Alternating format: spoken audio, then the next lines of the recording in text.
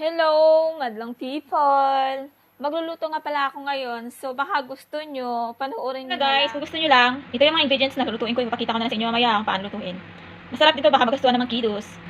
Una pala, butter. Lagyan natin yung onion. And then, mash garlic po, mash. At saka chicken. Yung chicken nga pala, slice mo lang yan ha. Slice na maliliit lang. Mix lang natin. Lang muna. Ngayon, pwede na natin ilagay yung mushroom. Yung mushroom, ano siya, kinat ko yun ng maliliit. Mikos-mikos lang. Ayan na. Then, coveran natin ulit. Lagyan natin na pala ng powder milk yun. At saka lagyan natin ng Maggi seasoning. Ganito siya, chicken. At saka paprika. At saka ito, black pepper. Mikos-mikos lang. Kung lagyan na natin lahat, ganito lang siya. Coveran natin hanggang maluto na yung manok. And then, after that, ilagay natin yung powder milk. At ilagay na natin yung vegetable. Mixed vegetable po siya, carrots, green peas, corn, yun. At saka yung parang baggy beans na sa atin. Frozen vegetable nga pala ito. So, habang pinapaluto natin yung vegetable, let's go na sa second procedure. Ito nga pala yung second procedure, yung potato, lagyan natin ng milk, powder milk. It's depends sa inyo. Tapos nilagyan ko rin po siya ng butter. Ayan siya, yung butter. Siguro mga 2 spoon ng powder milk. And then kaunting salt. At saka ito yung ginagamit ko pang mash. Madali lang siya. I-boil mo na yung potato. So, i-mash ko muna. Sandali lang. Pakita ko lang ulit mamaya. Mahirap. Ngayon guys, lagyan na natin ng milk. Ano siya? Yung ginamit ko, powder milk. Lagyan natin ng 2 baso na milk.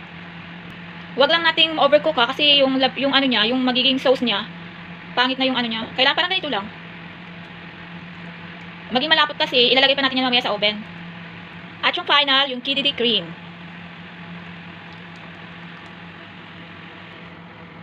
It's depends sa inyo guys, pero itong sauce niya, okay na rin to. Huwag lang yung masyadong pakuluan ha. Kasi pag malapot na, hindi na siya masarap. Stay lang natin 2 minutes. And then let's go to the next procedure. Kubaran mo natin. At dito na ang next na gagawin natin. And then ito nga pala, mozzarella nga pala to. Mozzarella. Ang next na gagawin ko guys, bali yung mashed potato. Igawin natin tong circle or round, ganon. And then lagyan natin sa loob nito, mozzarella. Mamaya.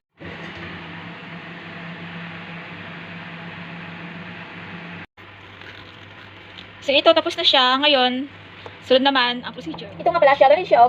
Gamitin yung scoop ng ice cream. And then, ilagay sa loob ang mozzarella. Uy, nagugas ako ng kamay ha. Malinis yung kamay ko. Ganun ano. Ganyan lang siya. And then, ito na yung iwan natin sa loob nito ay mozzarella cheese. Ngayon, nasa third procedure tayo. Prepare natin yung pares. At lalagyan ko yung kamay. Ganun siya. Ayan na. And then, nilagyan siya ng mozzarella. Ngayon, lagyan natin yung kanina. Siya lang.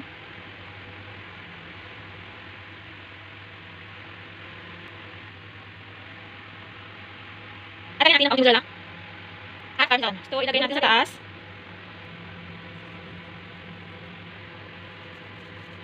Ayan na siya. Okay na. And then, ilagay na natin sa oven. At saka pag brown na yun mamaya sa taas, i-off na natin. O, see you. See you na lang mamaya. Ayan na siya guys. Malapit nang matapos.